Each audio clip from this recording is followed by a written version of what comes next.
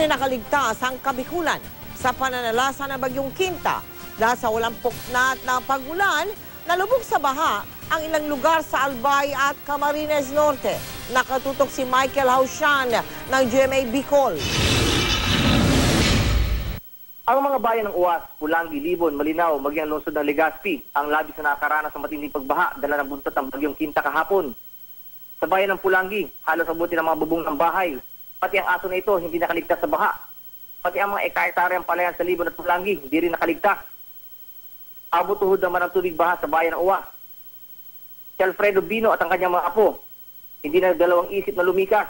Importante kasi ang kaligtasan ng kanyang pamilya. Po, nakakuha kami na mareta naagapan kami. Kunda Anong sorte? Magsakat kami sa kahoy.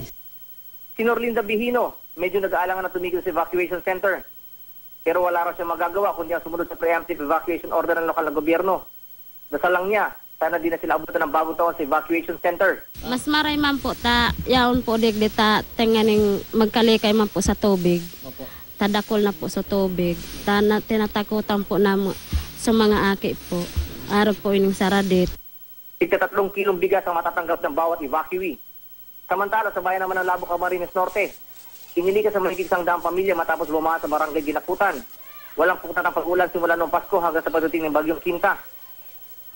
Patuloy na minomonitor ng lokal na pamahalaan ang pagtaas ng Busignon River. Kung sakaling umabot sa critical level, ililikas sa mahigit 100 pamilya mula sa mababang barangay sa Labo. Mula rito sa Albay, Mike Hausian, nakatutok, 24 oras.